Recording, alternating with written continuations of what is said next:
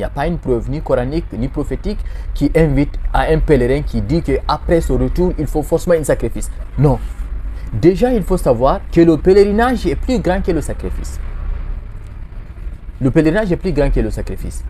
Maintenant, quand le pèlerin revient, il y a d'autres qui ont en tête qu'il faut coûte que coûte un sacrifice, il faut égorger. Ça, c'est ça. Il n'y a pas de preuve. Oui, bien sûr que oui. Le pèlerin, surtout avant ça, d'abord le pèlerinage qui est un 5e pilier de l'islam. Forcément, celui qui s'acquitte de ces piliers de l'islam doit avoir un comportement digne de nom, il doit avoir un changement remarquable qui fait un peu la différence entre lui qui a visité la mosquée sainte, qui a marché sur les pas du prophète sallam, entre lui et celui qui ne l'est pas, qui n'a pas aussi, qui n'a pas été là-bas d'abord. Maintenant, ces comportements, l'islam a géré ça. Allah subhanahu wa ta'ala dans son Coran a traité ces sujets et le prophète sallam aussi a aussi traité ces sujets. Il a regroupé ça dans un hadith très court où il dit Al-Hajjud Mabrour, laysa lahu al-jaza'u illa al-jannah. Il dit le pèlerinage, ou bien le pèlerinage, oui exactement, accepté, le pèlerinage accepté n'a de récompense que le paradis. Là, nous constatons que le prophète sallam n'a pas simplement dit le pèlerinage, mais il a accompagné ça par dire al-mabrour, accepté. Maintenant, pour que le pèlerinage soit accepté, il faut que le pèlerin, comment je dis ça, se comporte, ait un comportement avant d'aller, et pendant et après. Maintenant là, la question, je pense, c'est après ce retour. Bien sûr que oui. Là, le pèlerin doit non seulement, ou bien en premier lieu, se comporter bien envers Allah, envers son Seigneur. C'est-à-dire s'il délaissait quelques piliers de l'islam, s'il ratait ses prières, s'il faisait quelques interdits, il doit abandonner ses interdits et chercher maintenant à pratiquer convenablement les piliers de l'islam, à commencer la prière, le jeûne, la zakat. Et après ça, il doit aussi avoir un comportement digne envers ses semblables. S'il accusait les gens, s'il trichait les gens à tort, s'il mangeait l'argent des gens, s'il faisait monter de faux dossiers contre des personnes, il doit aussi arrêter cela, parce que le bon comportement, c'est de bien se comporter envers le Seigneur et envers encore nos semblables, c'est-à-dire la créature humaine. Et ça, c'est un deuxième point que le pèlerin doit, comment je dis ça, doit se comporter. Troisièmement, il doit chercher à ne pas gâter son pèlerinage. Il doit chercher à ne pas gâter son pèlerinage. Nous constatons fort malheureusement beaucoup de pèlerins, ils cherchent ou bien ils nuisent à leur pèlerinage dès le retour, dès leur descente à l'avion.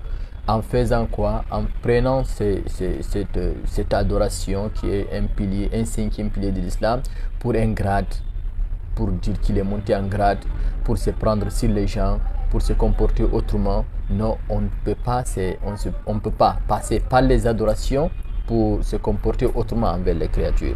On adore Allah, on ne le fait pas pour que les gens nous apprécient ou bien pour que les gens nous respectent autrement et autre chose. Pour cela, dès le retour du pèlerinage, le pèlerin doit éviter l'ostentation. L'ostentation, c'est-à-dire c'est vanter de son pèlerinage, dire que maintenant moi je suis élage, tu me parles comme ça, moi je suis élage, ou bien à chaque fois et n'importe où il est là à dire moi je suis élage, j'ai fait le pèlerinage, il faut me respecter, je dois avoir tel poste, je dois avoir tel quota, ou bien je dois avoir telle chose envers soit sa communauté, ou bien envers son peuple, ou bien envers même peut-être la population. Ça ne se doit pas, c'est ce qu'on appelle l'ostentation. Si réellement on a fait le pèlerinage pour la satisfaction d'Allah, on ferme les yeux sur ce qui passe ailleurs. Ça, c'est ce qu'on appelle l'ostentation. L'ostentation gâte le pèlerinage. Lorsque le prophète sallam avait effectué son premier et dernier pèlerinage, c'est ce pèlerinage qu'on appelle Hajjatul Wada, c'est le pèlerinage d'adieu. Quand d'autres entendent parler du pèlerinage d'adieu, ils parlent que c'est le dernier pèlerinage du prophète, et pourtant lui, il n'a fait qu'un seul pèlerinage, qui est considéré comme le premier, le dernier et le pèlerinage d'adieu. Il a dit Allahumma hajjan la riya'a fihi wa la summa. Il dit oh Allah, ça c'est un pèlerinage. Il dit Allah, ça c'est un pèlerinage où il n'y a pas d'ostentation et il n'y a pas le fait d'écouter les ondits des gens. C'est ça aussi les adorations acceptées chez les gens. Il faut le vouer simplement pour Allah. Ça, c'est un obstacle ou bien c'est un facteur qui annule le pèlerinage, qui porte atteinte comment je dis ça, à l'acceptation, disons même, du pèlerinage. Et deuxièmement, quand on revient au niveau, quand on revient ce soir, il faut, comme on l'a dit, veiller au respect strict des piliers de l'islam. Il faut savoir que le pèlerinage, c'est le 5e pilier de l'islam et non le premier. Il y a les deux attestations, il y a la prière, il y a le jeûne, il y a beaucoup d'autres, mais c'est le 5e pilier de l'islam. Donc, pour que ce 5e pilier de l'islam, parce que les piliers de l'islam sont un peu en ordre, pour que le 5e soit accepté, il faut que les autres soient respectés. Il faut respecter les attestations, il faut respecter la prière, il faut respecter telle et telle chose. Maintenant, il y a une chose qu'on doit signaler. Il y a ces gens qui disent que moi, comme je ne suis pas prêt à délaisser certains vices, certains actes, je ne vais pas aller à la Mecque. Je vais attendre finir ce que j'ai à faire. Après, maintenant, je vais pour me repentir en un seul coup. Là aussi, ça, c'est une erreur. C'est une erreur monumentale parce que là, il vaut mieux d'aller à la Mecque, et qu'on obtienne le pardon de tous ses péchés antérieurs que de rester chez soi, continuer à accumuler des péchés. Et si la personne n'aura pas l'occasion de partir à la Mecque, donc cet autre qui a été à la Mecque, il a été effacé, on l'a effacé les péchés antérieurs, au moins il va recommencer avec une nouvelle page. Il ne sera pas comme quelqu'un qui n'a jamais fait de travail. Il faut connaître qu'à l'au-delà, ce sont des balances. On pèse les bonnes actions et les mauvaises actions. Celui qui a fait le pèlerinage et a fait des péchés à côté, on va peser ces deux-là. Mais si la personne n'a causé que des fautes, n'a causé que de défauts, n'a commis que des péchés, lui, il n'aura même pas de bonnes actions pour peser. Donc ça aussi, c'est une erreur.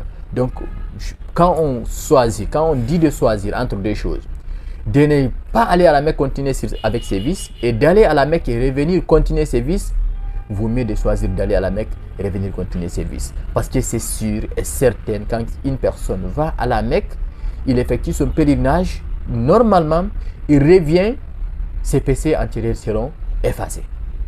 Il recommencera avec une nouvelle page. Donc ça, c'est un de plus.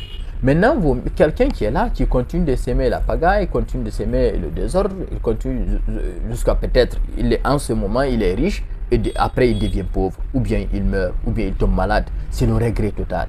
Donc ça aussi, il ne faut pas dire, comme les pèlerins qui reviennent et continuent de faire ces péchés, bien sûr, on ne conseille pas cela, mais ils sont mieux que ceux qui n'ont jamais été et continuent de faire ces péchés. Ça, il faut enlever l'ambiguïté là-dedans, dans la tête des gens.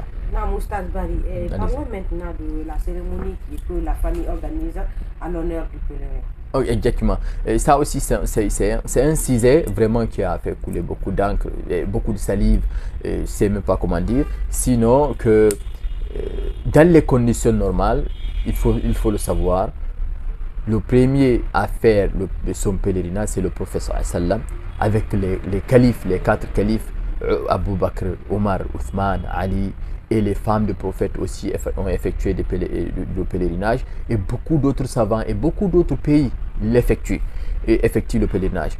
Concernant les cérémonies qu'organisent les familles de pèlerins à leur retour, ça, il faut faire la part des choses. Naturellement et généralement, en islam, celui qui revient du voyage, les gens sont permis d'aller le saluer. Ça, même si ce n'est pas du pèlerinage, même si tu viens des États-Unis d'Amérique, n'importe où que tu viens, on t'est permis d'aller saluer celui qui est le voyageur. Deuxièmement, et celui encore qui est parti en voyage, en ce retour, il doit envoyer des cadeaux pour ceux qui sont là. Ça, c'est de façon générale, qu'ils viennent de la Mecque, qu'ils viennent de la France et autres. Donc ça, si c'est la cérémonie là, ça, il n'y a rien. Mais, disons par exemple, on organise, on dit, tel pèlerin va revenir le vendredi. Il revient le vendredi.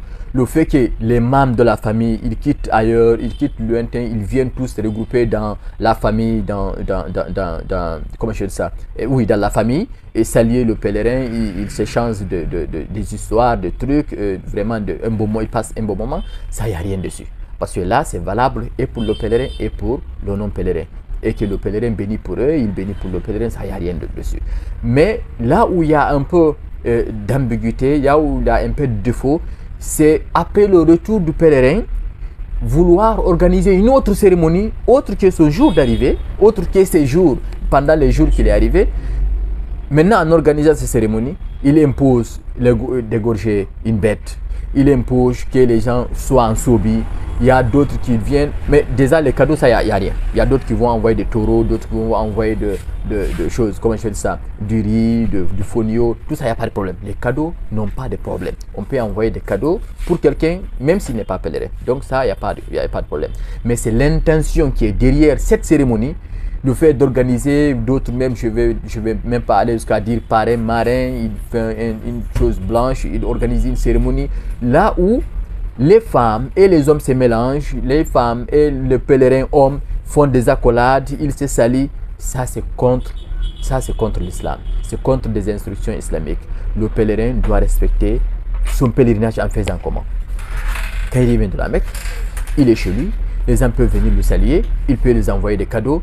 Mais moi, je déconseille d'organiser ces cérémonies pareilles, cérémonies de réception autre que son jour d'arrivée. Son jour d'arrivée, on peut le faire. Ça, il faut enlever l'ambiguïté là. Voilà, on a fait pour moi personnellement et je conseille aussi de faire pour les autres. Et si la personne se déplace pour le village, il peut encore l'accueillir. Ça, il n'y a aucun problème. Lorsque le prophète sallam quittait la Mecque pour la Médine, on l'a accueilli par descension et par truc. Mais ce n'est pas après son arrivée, ils n'ont pas organisé, on va prendre un jour, maintenant on va... Mais ils se sont déjà vus, ils se sont salués, ils se sont serrés les coudes, tout. Maintenant c'est fini. Ça c'est lié au voyage. Maintenant si on veut avoir une autre cérémonie, je ne pense pas qu'ils auront cette source en islam. Parce que je vous ai dit, le prophète là a fait son pèlerinage. Les 4 califes ont fait leur pèlerinage. Et il y a plus de 100 000 compagnons. Lors du dernier pèlerinage du prophète, il y avait plus de 100 000. Mais il n'est jamais mentionné nulle part qu'au retour de l'un d'eux, on a organisé une autre cérémonie autre que leur jour d'arrivée. Au-delà du jour d'arrivée. Moi, je déconseille personnellement et je ne pense pas qu'il y a une source qui instruit ou bien qui demande à ce que le pèlerin organise une cérémonie après son retour. Ça, je suis formé dessus. Il n'y a pas une preuve ni coranique ni prophétique qui invite à un pèlerin qui dit qu'après son retour, il faut forcément un sacrifice. Non. Déjà, il faut savoir que le pèlerinage est plus grand que le sacrifice. Le pèlerinage est plus grand que le sacrifice. Maintenant, quand le pèlerin revient, il y a d'autres qui ont en tête qu'il faut coûte que coûte un sacrifice, il faut égorger. Ça, c'est ça. Il n'y a pas de preuve sur ça. Donc, ce n'est pas l'islam. Ce n'est pas de l'islam, il n'y a pas de preuve, je suis formé dessus. Et n'importe qui prétend avoir une preuve, ce serait la bienvenue. Il n'y a pas une preuve pour dire que quand quelqu'un revient du pèlerinage, il faut forcément qu'il organise une cérémonie ou bien un sacrifice, il égorge le truc. Ça, c'est hors l'islam, il n'y a pas de preuve dessus. On n'a pas mentionné ça pour n'importe qui. Mais la réception, les bienvenus, les cadeaux, ça c'est pour tout voyageur, surtout s'il revient de la Mecque. Ça, on est truc. Maintenant, en ce qui concerne les enclos, en ce qui concerne le renouvellement des maisons, je pense que si lui, il a l'idée, comme il est parti, il s'est habitué aux hôtels, au luxe là-bas, il dit d'aménager sa maison sans mettre en tête que c'est parce que je suis pèlerin, c'est parce que je suis hajj, c'est parce que s'il veut justement renouveler une nouvelle vie, il n'y a pas de problème, ça, il n'y a pas de problème sur ça. Si l'intention c'est ça. Et si l'intention, ça, il n'y a pas de source. Ça, il n'y a pas de source. Vous savez, quand on veut lier quelque chose à l'islam, il faut une source, il faut une preuve. Il faut une preuve surtout islamique. Surtout comme un pilier, comme une adoration, comme le pilier de l'islam. L'islam n'a rien omis. Même comment la personne rentre dans la douche, il n'a pas laissé. Même comment la personne, en commençant à manger, quand tu finis de manger, quand tu marches, quand tu vas, quand tu reviens, tout ça l'islam a mentionné avec des preuves. Maintenant, on ne peut pas dire que l'islam n'a pas mentionné une telle chose, surtout concernant le pèlerinage, qu'on prétend que ça fait partie de l'islam. Ça, il faut l'éviter. Le mieux, c'est de l'éviter. Les réceptions, les trucs, ça, je vous ai dit, c'est général, c'est naturel pour tout voyageur. Maintenant, mais il faut éviter. Il faut éviter de profiter avec les adorations. Ça, il faut l'éviter parce qu'on aura peur que cela soit une ostentation qui sera à la base de rejet de l'adoration. On sait que c'est quelque chose de 60 millions, on a levé, on a fait ça pour Allah, on est parti faire le tour de la Kaaba. Maintenant, il ne faut pas accepter de revenir et gâter ça sur une petite cérémonie en faisant vraiment des trucs qui n'ont rien à voir avec l'islam. Je vous ai dit, bien sûr, le sacrifice fait partie de l'islam, mais le sacrifice pour le pèlerin n'a rien à voir avec l'islam. Ce n'est pas lié. Le hajj en général et de façon totalitaire, tout s'effectue à la Mecque. Il n'y a pas une partie qui s'effectue là, une partie qui s'effectue là-bas. Non. Sauf si quelqu'un qui n'a pas gagné quoi égorger, il revient là, il gêne 7 jours. Mais il y a d'autres qui ont en tête. Moi, je me rappelle, lorsque je suis revenu en 2017, ils m'ont demandé est-ce que vous allez faire de choses, comment je veux dire ça, égorger, faire du sacrifice. J'ai dit non. J'ai dit, j'ai fait mon hajj. Maintenant, il ne reste que saluer les gens, aller rendre visite. Tu pars, tu te déplaces pour 1 mois, 2 mois, mais il faut venir rendre visite aux gens, être humble et simple, et envoyer des cadeaux. Mais vouloir introduire là-bas, dire que le hajj est le sacrifice. Hajj, c'est un pilier de l'islam, une adoration. Le sacrifice est aussi une adoration. Mais vouloir coller les deux n'a rien à voir. Ça n'a rien à voir. Et déjà, il impose des trucs sur des gens vraiment qui le causent de la peine. Quelqu'un qui revient de la Mecque, il a beaucoup dépensé. Vouloir vous charger encore d'acheter un taureau de 7 millions, 5 millions, organiser des trucs, c'est vouloir le charger. C'est vouloir le charger sur la base de rien, au fait. C'est un peu ça. Merci.